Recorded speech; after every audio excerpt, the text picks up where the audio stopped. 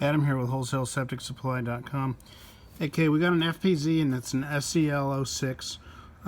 It's a half horsepower regen blower. So a regen blower is pretty much what it looks like.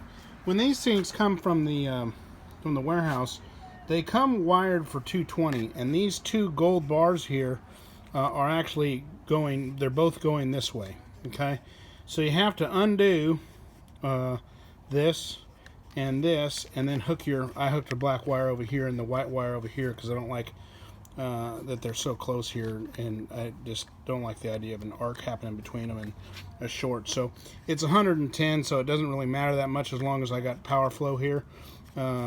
It's simple circuit, 110 is. So then the ground wire is down here, and that's a little bit of a chore to get to, but it's all right. It's just a little bit of a tight fit. It's got a capacitor. I was going to turn this thing on for you guys, let you listen to it. So it doesn't come with a wire pre-installed, so we had to put this on there. We like using heavier wire. This is 14 gauge, so I just like the idea of heavier wire not getting so hot, instead of using some cheap, plug and just, $2 more, and you have a much higher quality connection. So we'll hook this thing up and you'll see they're pretty quiet sound. It's kind of like a jet engine. So vacuum pin there comes out here. So that's a regen blower.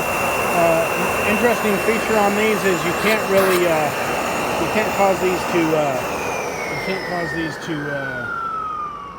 they're affected by back pressure, and these aren't really affected by back pressure. There's a safety feature on them, but there's no wearing parts on these, so they're pretty awesome. They're I shouldn't say no, but the bearings are the only things wearing. So you have two bearings.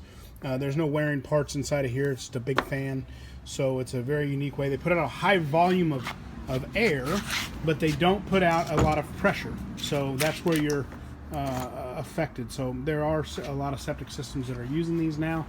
It's got a capacitor, which is nice.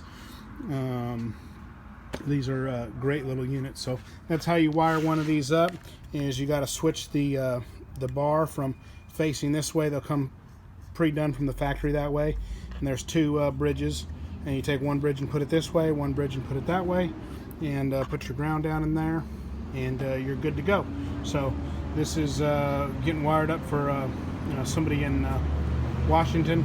So there's a installer client out there of ours, and we're going to send it off to him. So that's it.